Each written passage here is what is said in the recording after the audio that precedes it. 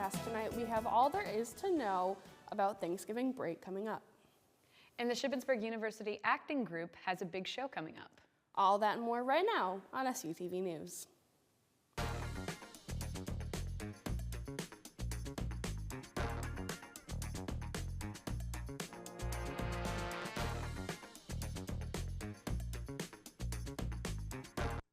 Good evening and welcome to this week's broadcast with the latest news. I'm Abby Hockenberry. And I'm Emily Hall.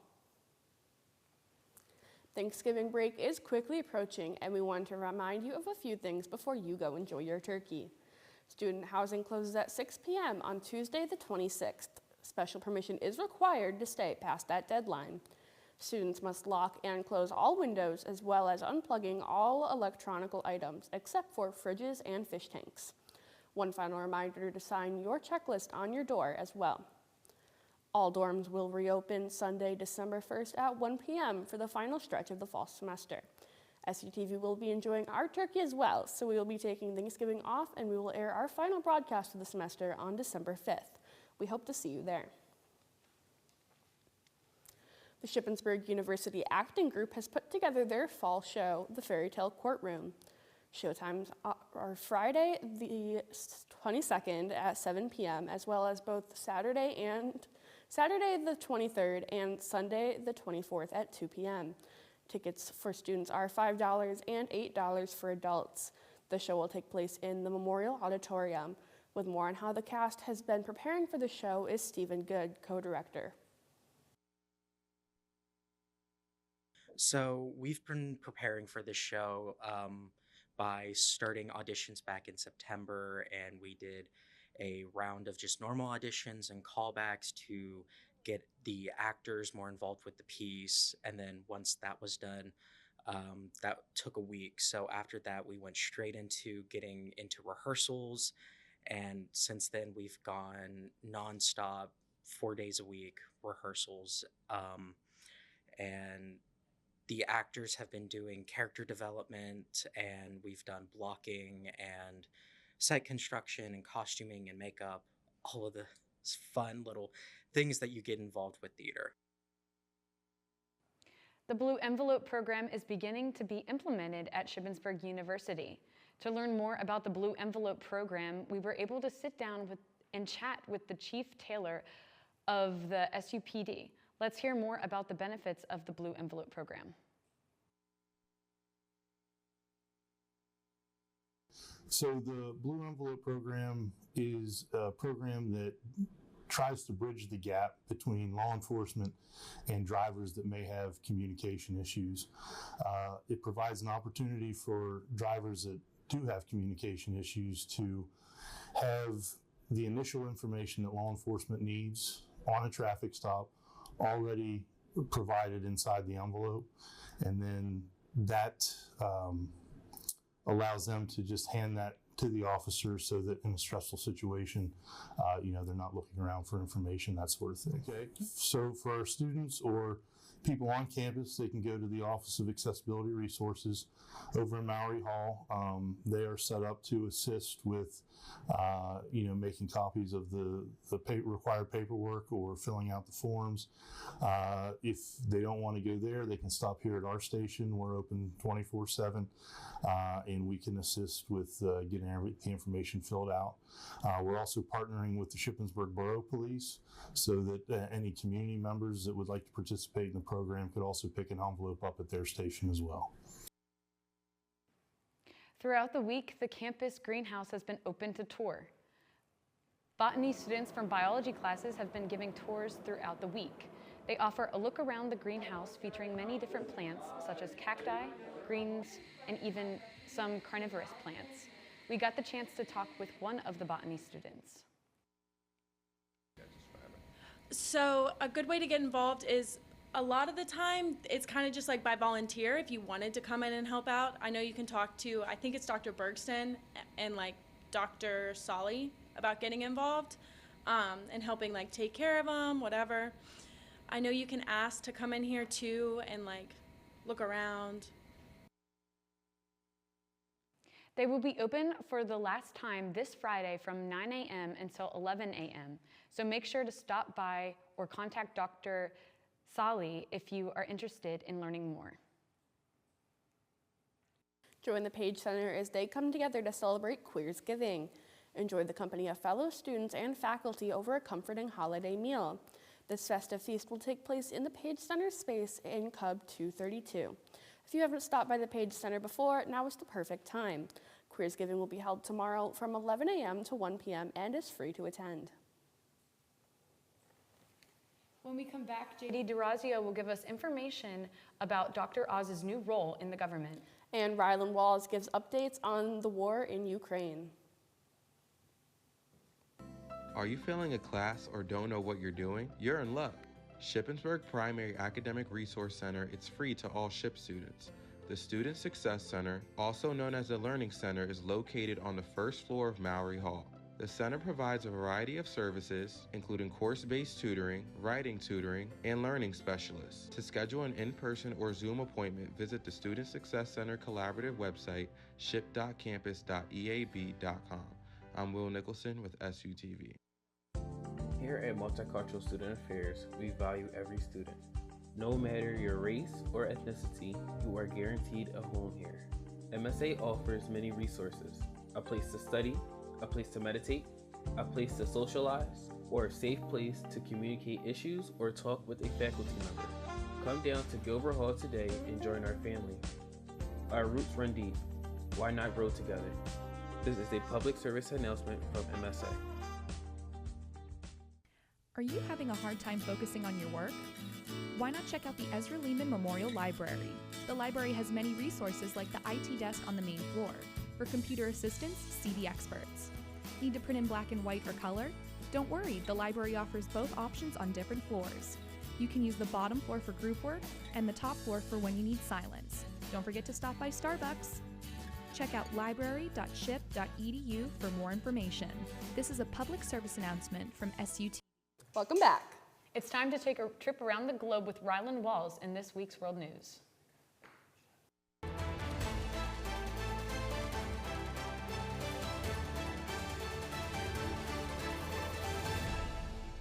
Tragedy struck the eastern Chinese city of Wuxi on Saturday evening when a stabbing attack at the Wuxi Vocational Institute of Arts and Technology claimed 8 lives and left 17 others injured. Authorities say the attacker, a 21-year-old student, was detained at the scene. Police report the attacker was frustrated over failing his exams and dissatisfied with pay at his internship, leading to the violent outburst. This incident is part of a troubling trend in China.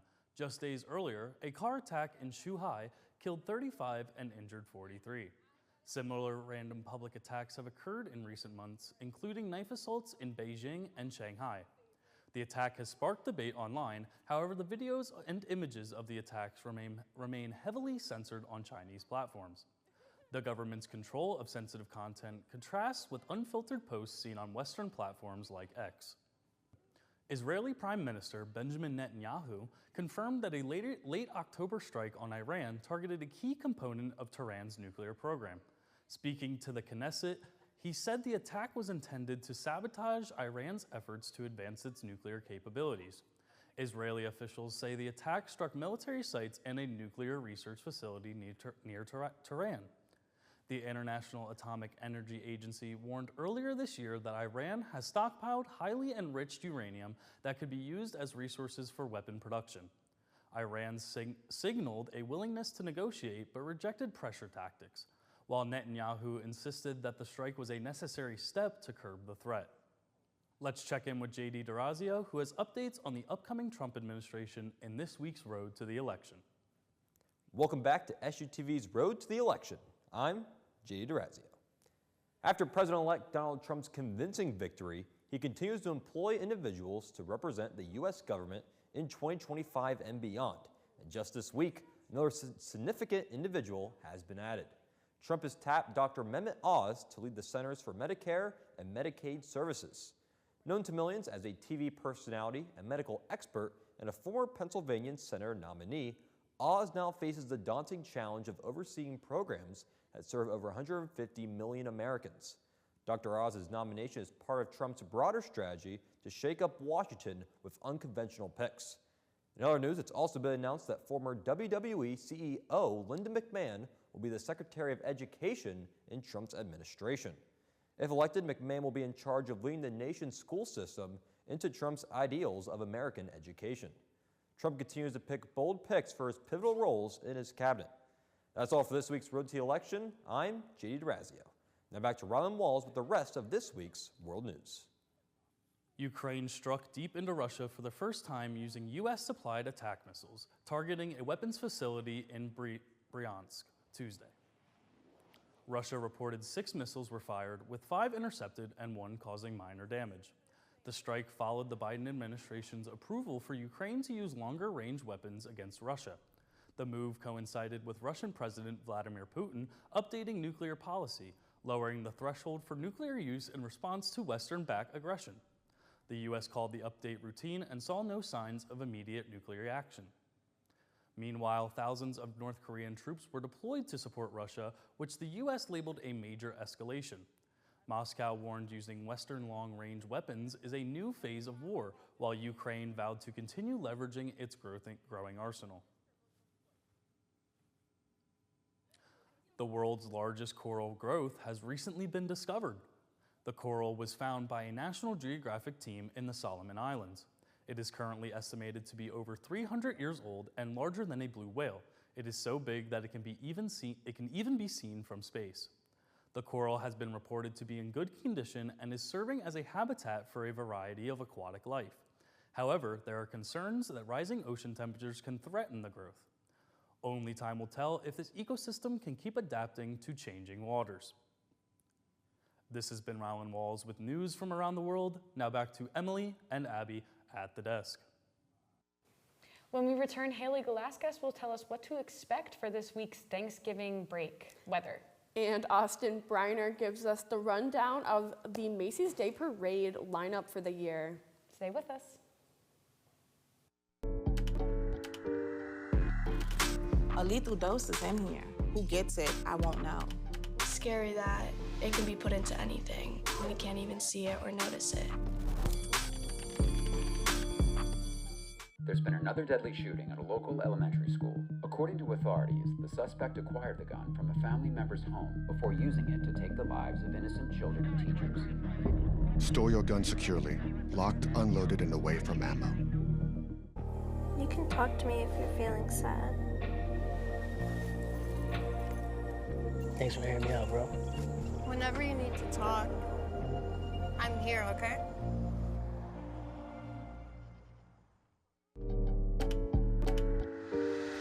There's only one thing that will save somebody's life, and that is naloxone nasal spray. Get 911 on the phone, get the emergency responses there on their way.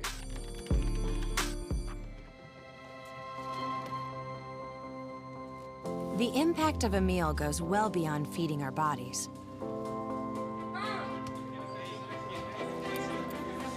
Because when people are fed, futures are nourished. Everyone deserves to live a full life. And with your help, together we can end hunger. Join the movement at feedingamerica.org/actnow. I gotta tell you, Abby, I've never been more excited for a weather forecast than I am right now, because I heard from my family up north that they're getting snow today. Snow? I know. Oh my gosh, I hope it snows. I know, it seems a little early, but like, I'm not gonna be upset about it, honestly. I'm really tired of this like freezing cold rain that we're getting, and it's just so miserable. I don't want it. I know. Snow would be better. Yeah. It would make more sense. It's fun to play in, it's fun to make stuff in. Like, I love snow, honestly. Yeah. Well, let's go to Haley Galaskas with this week's weather. Thank you, Abby and Emily. Now, I know we all thought we wouldn't get snow till much later, but that moment could be coming sooner than expected. The rain from this afternoon has a chance to carry over into tonight, and the temp is expected to drop into the low 30s, with wind speeds from the southwest at around 5 to 10 miles per hour. And if conditions are right tonight, we might be seeing some snow after 10 p.m. The chance for snow is going to carry over into Friday morning, but only projected to be about ½ an inch at most. After 11, it's going to warm up and it's going to turn into a soft rain for most of the day, with wind speeds coming in hot at 11 to 15 miles per hour and gusts up to 28 miles per hour. This weekend, you can expect temps to be in the low 50s with partly sunny skies for most of the week. On Saturday, we have some more wind coming in from the west at about 6 to 13 miles per hour. Moving into Monday, we have another chilly week ahead of us. Monday is going to be about the warmest day next week at a high of 55 degrees, but mostly partly sunny skies are going to carry over through the week until about Wednesday. You can expect a 30% chance of rain and partly cloudy skies, and that's going to carry over into Thanksgiving Day, so make sure you dress warm. We only have a few more days left until Thanksgiving break, so try to finish off these last few days strong so you can spend break relaxing in front of a nice warm fire. That's all the weather I have for you this week. I'm Haley Galaskis. Stay safe on the roads and stay warm. Now let's head over to Austin Briner and find out what's new this week in entertainment.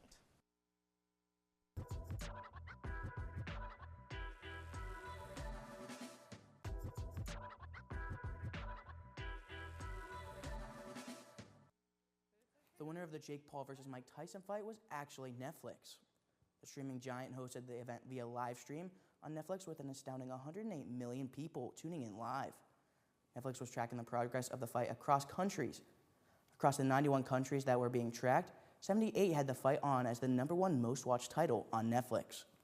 The remaining 13 countries had the fight in the top 10 most watched. It's estimated that Jake Paul made $40 million on the fight to Mike Tyson's $20 million.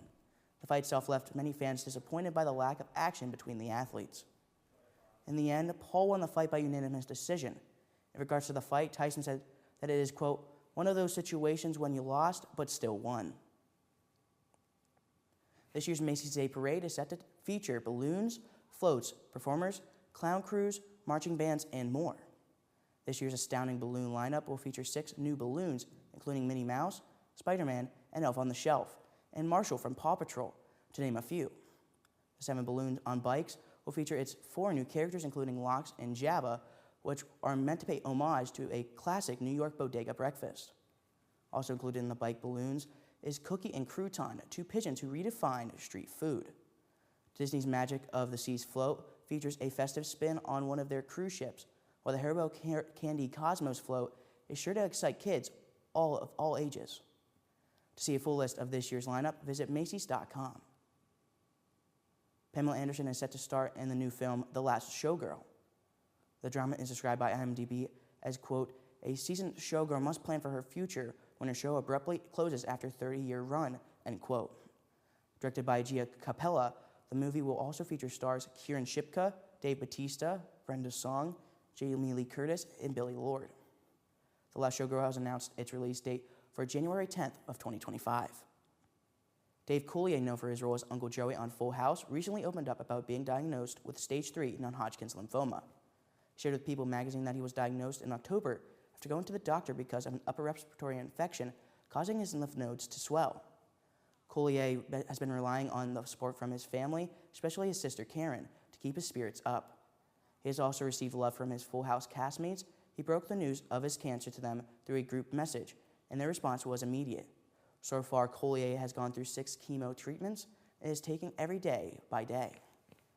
He has shared a picture of himself at a medical facility on his Instagram story saying, quote, putting a positive spin and sending love to all of you who are battling and going through chemo. And remember to laugh, end quote. Throughout this journey, Coulier chooses to keep a positive outlook and hopes to inspire others to get tested early. John Krasinski was named Sexiest Man Alive for 2024. People magazine announced the actor, writer, and director as the Sexiest Man Alive during The Late Show with Stephen Colbert. The 45-year-old is known for his role in The Office and Jack Ryan. During an interview with People's Magazine, Krasinski said his wife promised to plaster the cover as a wallpaper at their home. Many may disagree with this take, but let's just remember that this now has been the 40th year the magazine has been announcing, starting way back with Mel Gibson in 1985. This has been Austin Bryan with your entertainment this week. Now back to Abby and Emily at the desk. After these short messages, we toss it over to Jack Weaver, who will recap field hockey's playoff victory. Stay tuned. Where did the time go?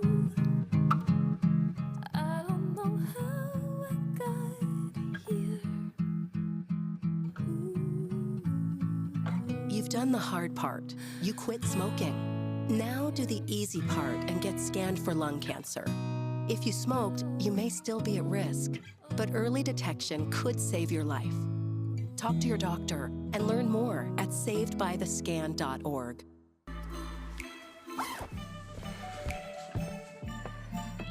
Yo, camping buddy. Okay, you guys ready? Dude, I thought you were driving. I thought you were driving. Oh, I never said I was driving. I definitely can't drive.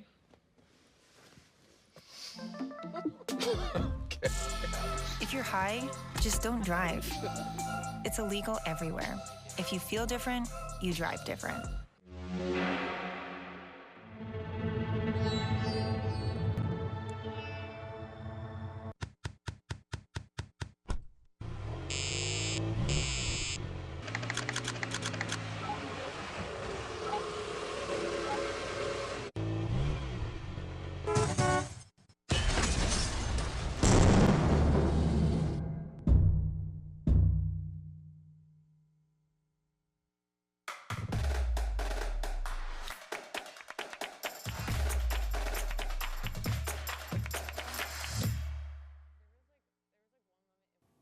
Field hockey won a thriller in a Division II quarterfinal matchup against number 10 ranked Limestone.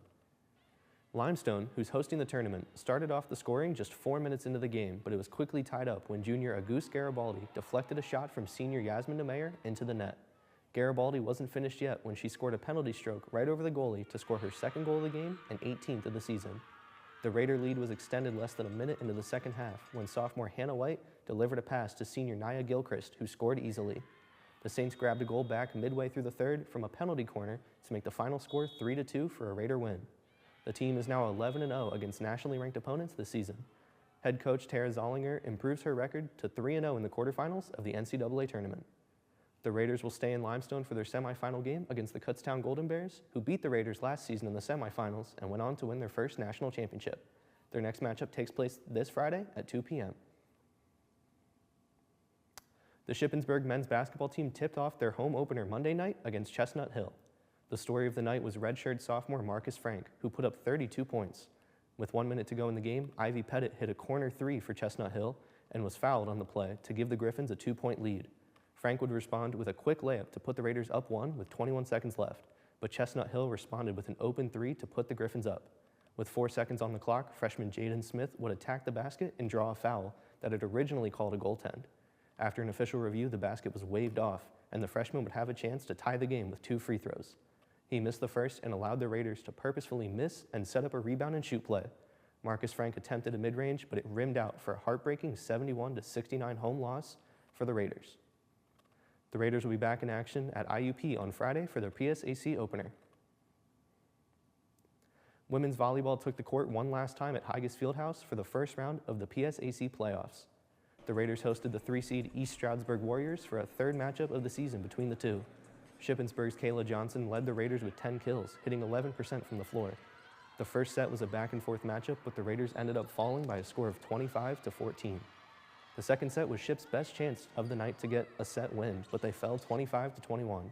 The Warriors would close out the game with a 3-0 victory behind their middle, Anna Coulter, who finished with 11 kills without a single error. That game will close out the Raiders' volleyball season. They will be back at Higas Fieldhouse next fall. Ship Wrestling won 2 of their 3 matches at the Waynesburg Duels. They started the event with a close win against Mount Union, winning 26-23. The team followed that up by blowing out the host team Waynesburg 36-3. In their last match, the Raiders fell short to Lycoming College with a score of 19-25. The team had some standout performances, like junior Kyler Everly and true freshman Anthony D'Angelo, both winning all 3 of their matches on the day. Sophomores Eli Bounds and Diesel Kozer, redshirt sophomore Mike Trainer, juniors Trey Shoemaker and Owen Cook all put up a pair of individual wins. The big part of the roster came from the middleweights. Every weight class from 141 to 184 pounds all won their matches in the Mount Union match. In their second match, they started off with 6 straight victories to go up an unbeatable 27-0. Despite the loss against Lycoming, Cook, Everly, D'Angelo, Koser, and sophomore Calvin Lederer all put up wins. The Raiders will host Gettysburg College in their first home dual meet tomorrow night at 7 p.m. at Higas Fieldhouse. This past Saturday, the women's basketball team faced off against Holy Family and suffered a blowout loss, 42-63. The team narrowly had the lead after the first quarter, and the game was tied with a few minutes before the end of the first half. The Tigers went on a 20-4 run in the third quarter and didn't look back from there. The Raiders' biggest downfall was in rebounding and their inefficient scoring. The team was out-rebounded 48-25 and allowed 16 second-chance points. They also were not firing well from the field, shooting just under 26% from the field and 25% from three. And despite of their poor shooting, the team shot very well from the free throw line, going 13 for 14. Sophomore Alexis Bowie led the team in scoring with a career-high 16 points and a perfect 6 for 6 from the line. The Raiders play next tomorrow afternoon at IUP at 3 p.m. for their first PSAC game this season.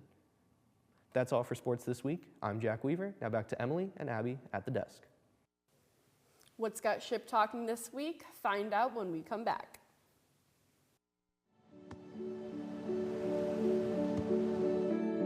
I don't remember how it started. Go to that. Our back and forth. It always came back. Dad! You probably don't remember what you told me, That was perfect. but I heard every word.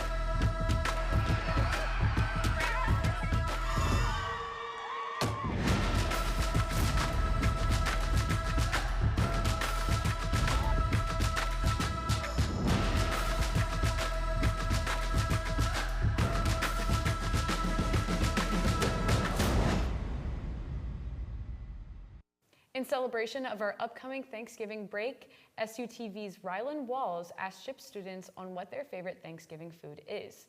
Let's hear more on what SHIP students had to say. Welcome back to another edition of Ship Talk. I'm Rylan Walls, filling in for Evan Pahusky. With Thanksgiving coming up, we're asking SHIP students what their go-to Thanksgiving food is. My favorite Thanksgiving food would have to be mashed potatoes because they're yummy. My go-to Thanksgiving food is probably stuffing. My mom always makes it for Thanksgiving. My go-to Thanksgiving food is crescent rolls because my mom always bakes them and they're really good. My go-to food is my grandma's homemade mac and cheese. I'm a really big fan of potatoes, just mashed, baked, casserole, whatever, any form. My favorite Thanksgiving dish is mashed potatoes. And I like cranberry sauce. All right, so my favorite Thanksgiving food is probably the pies at the end because I have a really bad sweet tooth. Mine is the mashed potatoes because I fear I'm a sucker for mashed potatoes. My favorite dish for Thanksgiving is my mom fried chicken because I like the way she makes it. Wow, so many great responses. Now, this may be a little bit unpopular, but my favorite food during Thanksgiving is ham. I'm just not that big of a turkey guy. Thank you for tuning in for this week's edition of Ship Talk. Now back to Emily and Abby at the desk. Well, you know what, Emily? I would say I'm gonna go for a big bowl of mashed potatoes, extra butter, extra salt every single time. First thing I'm hitting in that lineup, Grandma Nancy's broccoli casserole. I'm hitting straight there. Why Grandma Nancy's? She makes it the best, Oh, okay? okay. Family legacy tradition, okay? It's the best. Taking half of it home with me, Abby. I'll take your word for it. I don't know if that sounds too appetizing for me, but thank you for spending your evening here with us at SUTV. I'm Abby Hockenberry. And I'm Emily Hall. This is your friendly reminder that we will not have a broadcast next week because of Thanksgiving, but we will be back December 5th for our final broadcast of the semester. Make sure to check out SUTV on Facebook, Twitter, and Instagram at SUTV News, and check out our website, sutvnews.org. Thank you and have a good night.